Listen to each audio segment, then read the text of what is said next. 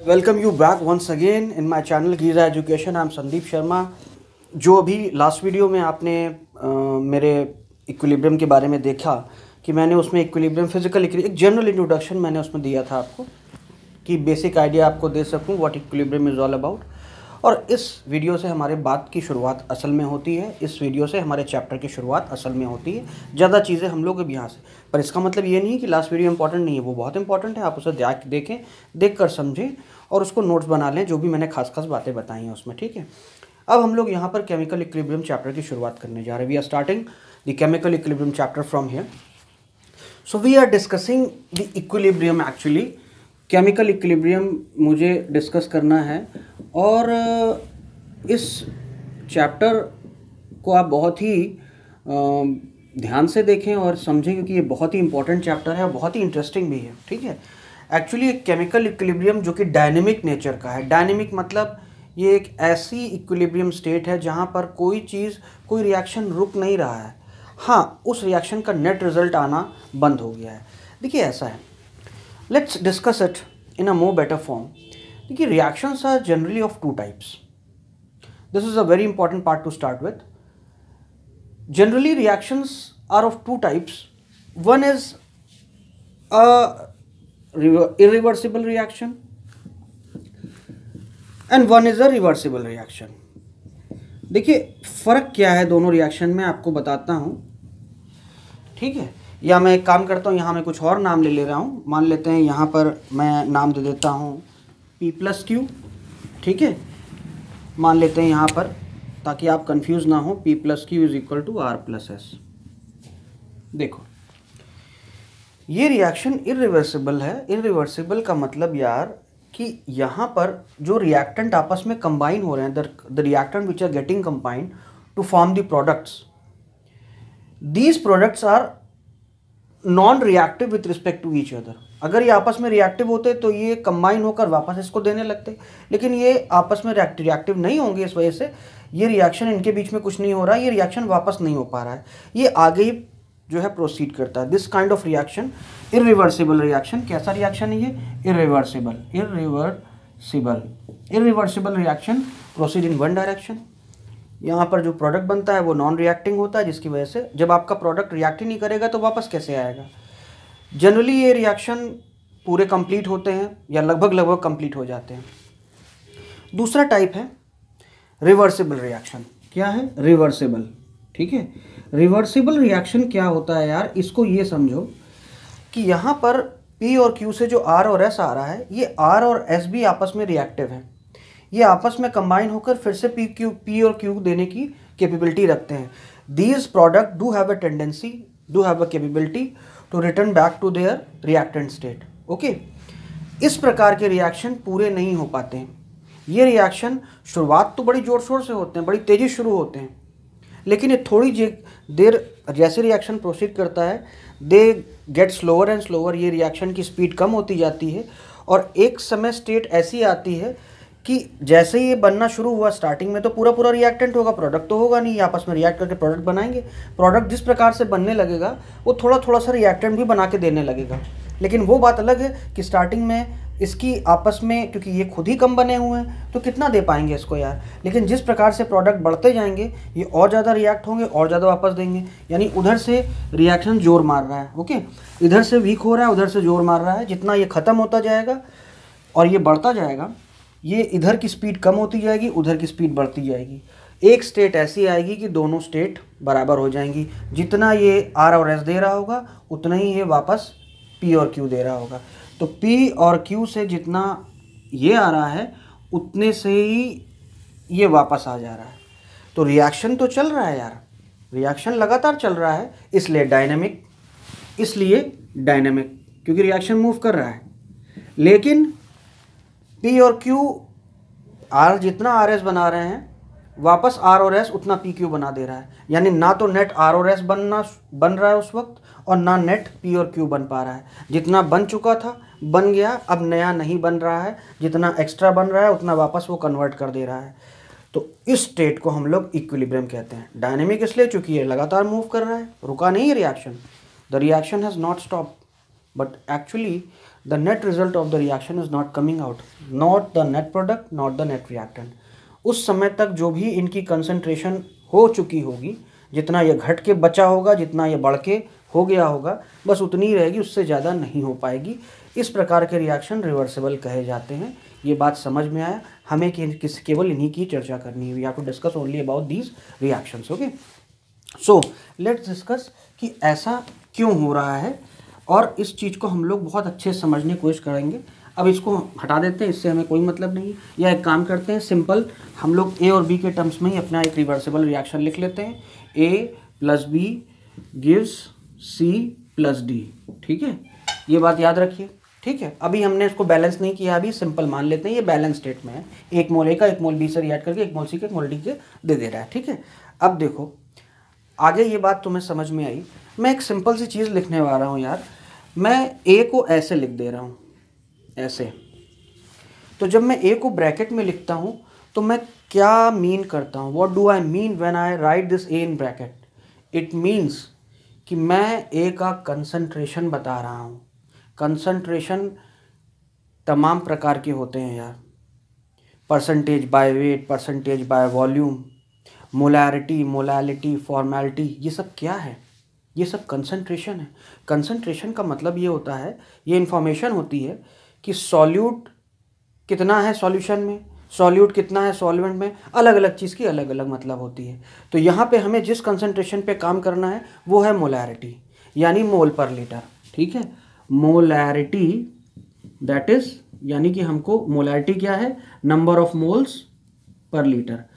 तो number of moles, number of litre volume. ठीक है, तो चाहो तो आप इसकी यूनिट लिख लीजिए, मोल पर लीटर। ये कंसंट्रेशन मोल पर लीटर है, यानी ए कितने मोल्स पर लीटर है, ये इंफॉर्मेशन इससे मिल रही है।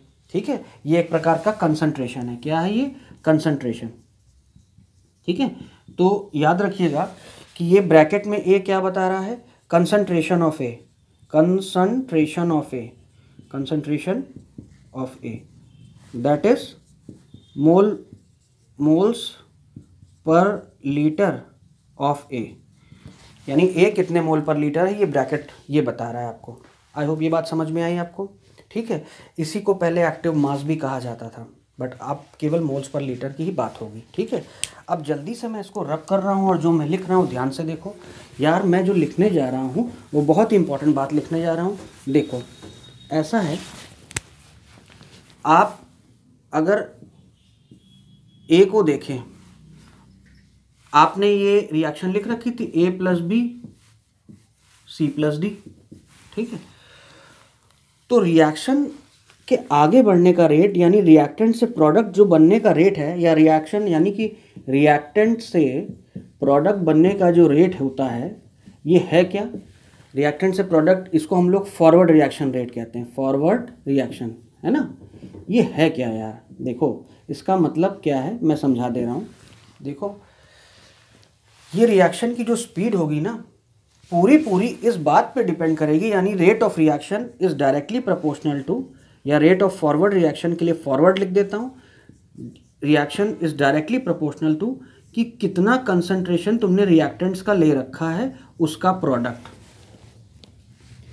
रेट ऑफ फॉरवर्ड रिएक्शन या rate of reaction directly proportional है कि कितना कंसंट्रेशन तुमने ए और बी जो रिएक्टेंट हैं उनका ले रखा है, यानी कितना मोल पर लीटर ए और बी का ले रखा है उनका प्रोडक्ट इसलिए कहा कि हो सकता है इसमें ए रिएक्ट कर रहा हो, बी अच्छे से रिएक्ट ना कर रहा हो, या बी रिएक्ट कर रहा हो, ए अच्छे से ना कर रहा हो, या दोनों में से दोनों ही रिएक्ट कर रहे हो, इसलिए दोनों का ही प्रोडक्ट करके लिख दिया। ठीक है, ताकि दोनों में से दोनों ही इन्वॉल्व हो रहा है, बहुत अच्छी बात है। एक इन्वॉल्व हो रहा है तो ठीक है, बी इन्वॉल्व हो रहा है तो ठीक है। ठीक है, तो rate of forward reaction is directly proportional to the concentration of molar concentration.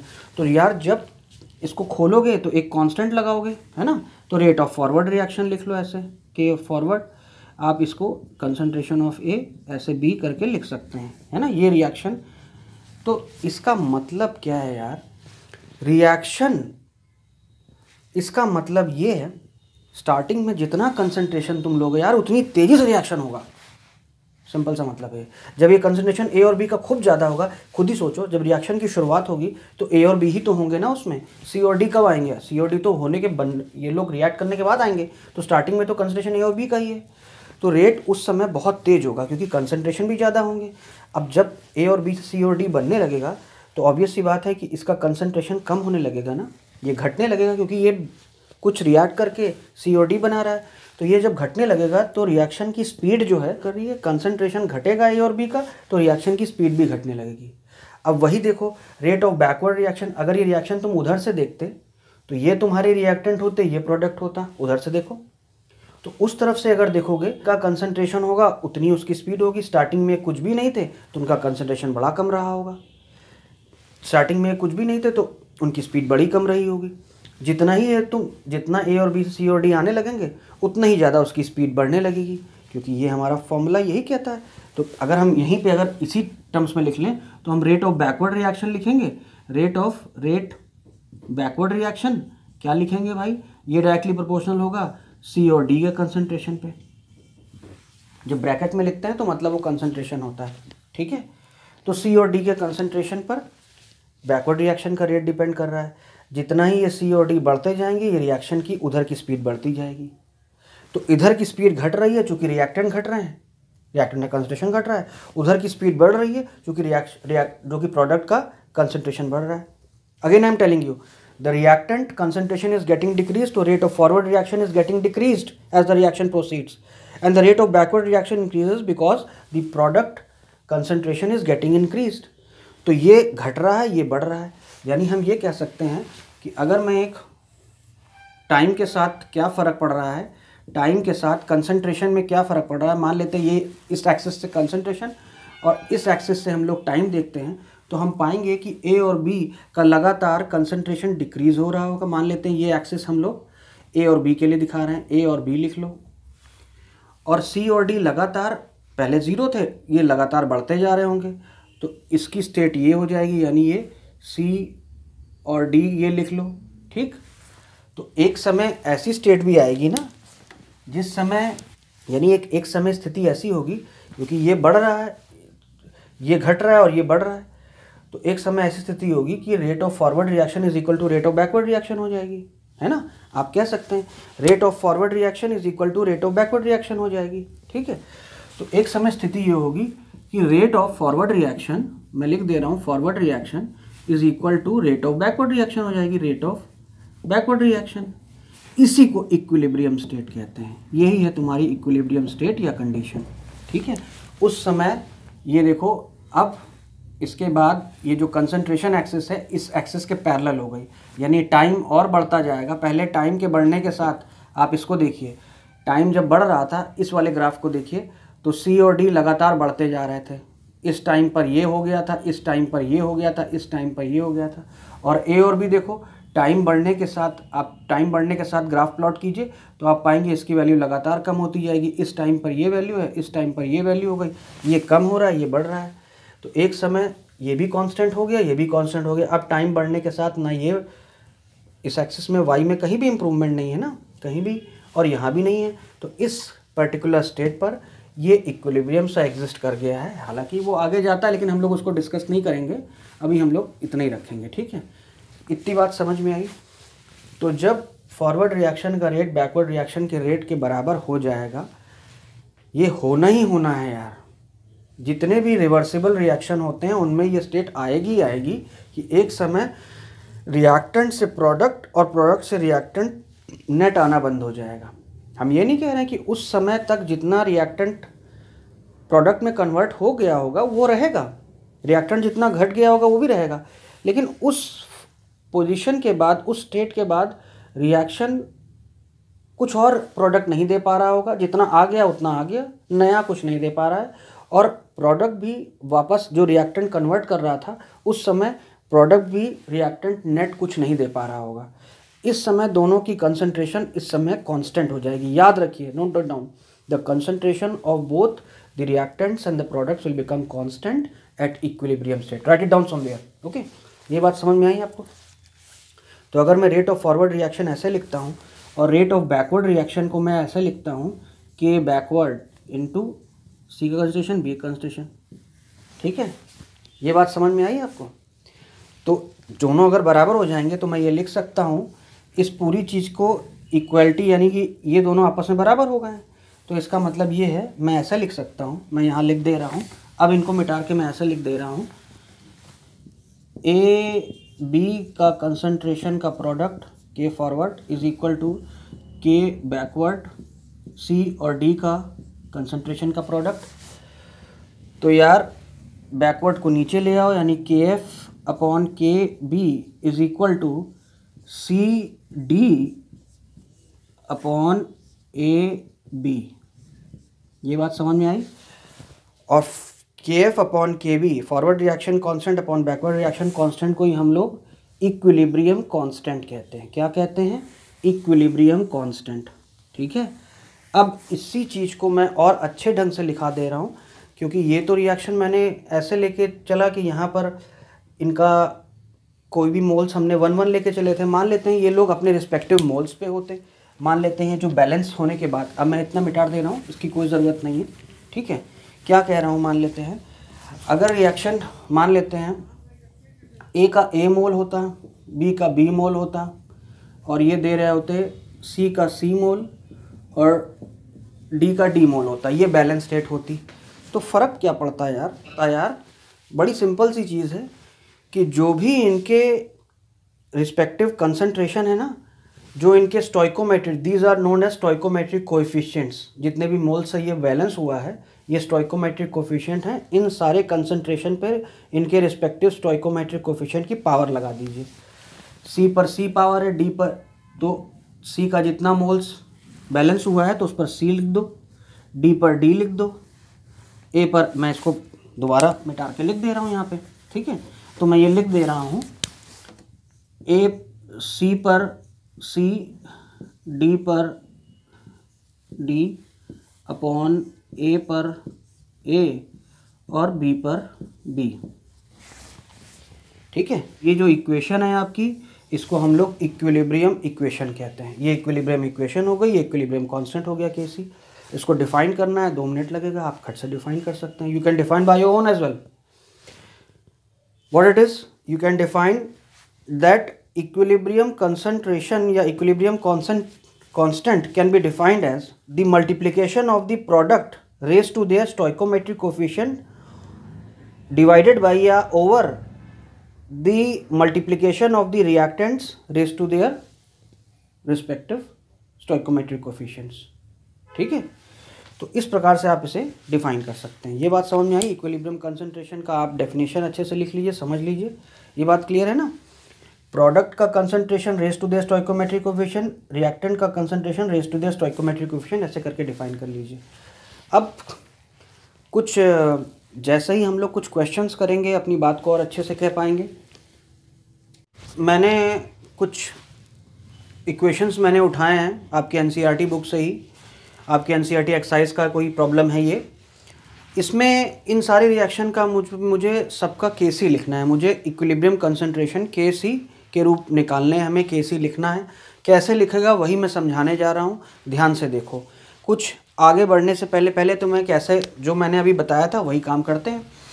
केसी का मतलब ये होता है कि पहले रिएक्शन का आते हैं। देखिए कितना सिंपल है, जो इनके रिस्पेक्टिव कंसंट्रेशन है और जो इनके स्टोइकोमेट्रिक कोएफिशिएंट है वो पावर चढ़ा दो। तो हम लोग लिखते हैं वहाँ प्रोडक्ट क्या है, NO और Cl2 है, तो NO का कंसंट्रेशन होगा, ऐसे लिखो, NO पर कोएफिशिएंट लगा हुआ है तो 2 लगा दो इस पर, और क्या है प्रोडक्ट Cl2 है। ठीक है, और इस पर कुछ भी नहीं है स्टोइकोमेट्रिक कोएफिशिएंट। यहाँ पे आओ, ये हो गया NOCl। ठीक है, ये आ गया आपका NOCl। ठीक है, इस पे पावर आप 2 लगा दीजिए। ठीक, अब आगे ध्यान से देखो, ये चीज़ याद रखिए कि जितने भी स्टेट गैसियस हैं, जितने भी स्टेट एक्वस दिए हुए हैं, ये ही सब का कंसंट्रेशन। देखिए गैस का कंसंट्रेशन, गैस का कोई वॉल्यूम तो होता नहीं है, जितना दोगे उतना फैलेगी यार वो। तो कहने का मतलब ये है कि गैस का और एक्वस जब जहाँ मीडियम दिया हो, इन्हीं का कंसंट्रेशन घटता बढ़ता है, इन्हीं का घट बढ़ सकता है। याद रखना, सॉलिड का और लिक्विड का कंसंट्रेशन कहीं बढ़ता घटता नहीं है। सॉलिड का वॉल्यूम कांस्टेंट रहता है यार, हाँ वो किसी स्टेट पे जरूर कन्वर्ट होता होगा, लेकिन सॉलिड का कंसंट्रेशन जनरली चेंज नहीं होता, याद रखिएगा। वो जितना है उतना ही रहेगा, अगर आप उसको चेंज नहीं होने देंगे तो याद रखिए, याद आपको क्या रखना है, सॉलिड और लिक्विड जो भी दिए होंगे आपको कंसंट्रेशन उनका काउंट नहीं करना है, क्योंकि उनका कंसंट्रेशन चेंज नहीं होता। Note it down carefully, solid and liquid we do not have to take the consideration because the concentration of solid and liquid do not changes, only we have to consider the gases and the aqueous phase. तो यहाँ पर सब कुछ gas है, कोई tension की बात नहीं है, यही केस ही आ गया पहले का, ठीक है। सेकेंड आ जाओ इस पर, तो सेकेंड फिर से केसी लिखो, पहले तुम सब कुछ लिख दिया करो एक साथ उठा के, और उसके बाद फिर अब जैसे इसको लिखने की बारी आई तो देखिए पहले आप सब लिख, भले यहाँ सॉलिड है वो है, पर आप अभी सब कुछ लिख दीजिए। तो सब कुछ लिखेंगे यानी कि जो भी प्रोडक्ट हैं CuO का कंसंट्रेशन, ठीक है, पावर जो लगी है वो लगा दो भाई। NO2 का कंसंट्रेशन, पावर जो लगी है लगा दो भाई। O2 का कंसंट्रेशन, पावर जो लगी है लगा दो, नहीं लगी तो चाहे तैसी में क्या करना है। और CuNO3 का होल ट्वाइस का कंसंट्रेशन, ठीक है, पावर जो लगी है लगा दो। अब आप ये देखिए, ये सॉलिड है और ये सॉलिड है, तो आप जो जो इनमें से सॉलिड है CuNO3 इसको भी आप स्किप कर देंगे, हटा देंगे यहाँ से, और दूसरा आएगा CuO उसको भी हटा देंगे। तो ये दोनों हटा दीजिए आप, तो बात हो गई केवल इतनी, ठीक है।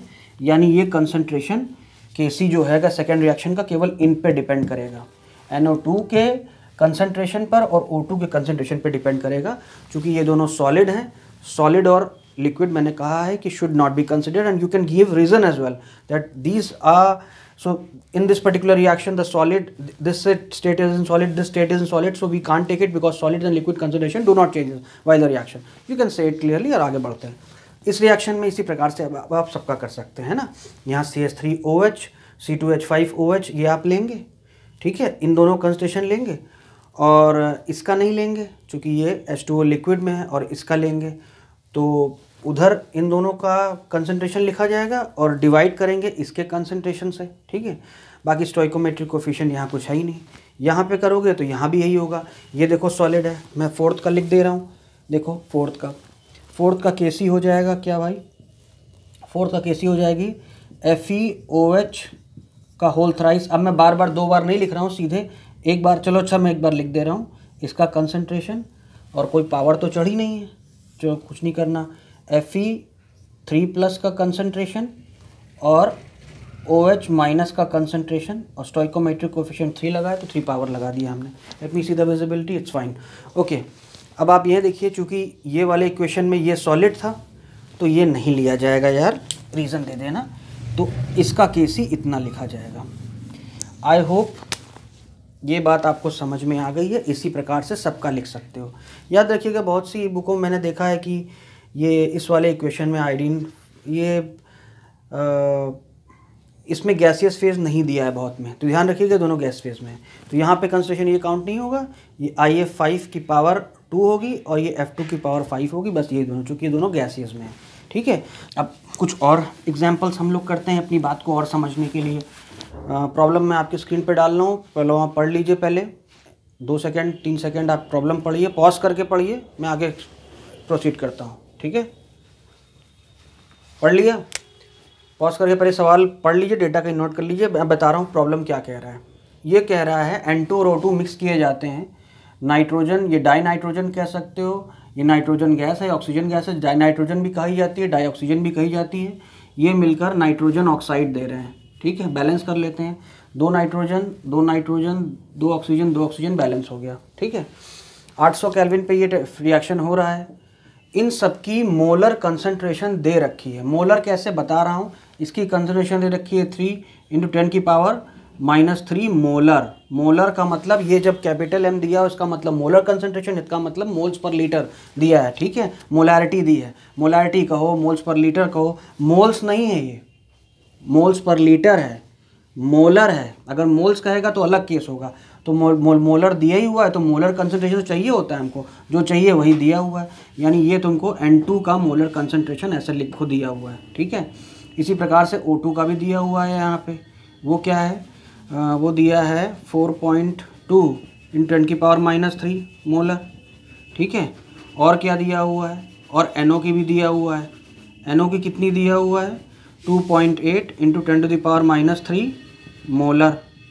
सब कुछ दिया है, कुछ करना क्या है, केसी निकालना है रिएक्शन का, केसी लिखो यार क्या होगा। और ये सब गैस में है, ये भी बता देता हूँ आपको, ये सब गैसियस फेज में है, these all are, so these all are needed to be included in the reaction. Okay, gases in aqueous are needed to be included, solid and liquid are to be left behind. तो यहाँ पर NO का concentration हमने लिखा, NO concentration के ऊपर उसके stoichiometric coefficient की पावर लगा दीजिए अपॉन N2 का कंसंट्रेशन जो भी आ रहा है, पावर कुछ नहीं है स्टोइकोमेट्रिक, O2 की भी ऐसे आप लिख देंगे, कहानी खत्म हो गई यार। यहाँ पर इसका कंसंट्रेशन डालो, उसका स्क्वायर करो, इन दोनों का डालो, आंसर आ जाएगा। NO का कंसंट्रेशन ये कितना दिया हुआ है, NO का दिया है 2.8 इंटू 10⁻³ मोलर, ठीक है। और इसका स्क्वायर कर दो, यूनिट भी लगा दो साथ में, बहुत अच्छा तरीका होता है यूनिट लगा करने का।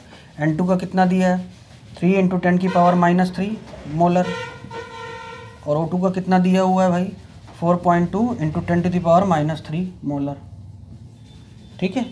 इनको सॉल्व कीजिए, आपका आंसर आ जाएगा।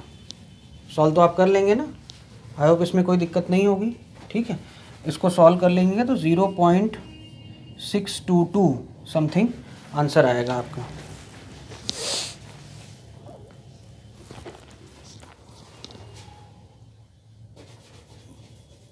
.622 मोलर के आसपास आपका आंसर आएगा, आप सॉल्व करके देखिएगा, ठीक है। कैलकुलेशन बार बार मेरी रिक्वेस्ट है, कैलकुलेशन हाथों से करें, कैलकुलेशन कैलकुलेटर से ना कीजिएगा, इससे कोई बेनिफिट नहीं होगा, आपको सब कुछ आते हुए भी आपका आंसर नहीं आएगा। Okay, so do the calculation bye your own, get over the grip over the calculation, see whether you have become capable enough while doing the calculation. It's quite possible that sometimes very simple mistakes do happen, so make sure that by doing a lot of practice you avoid such a kind of things. Okay.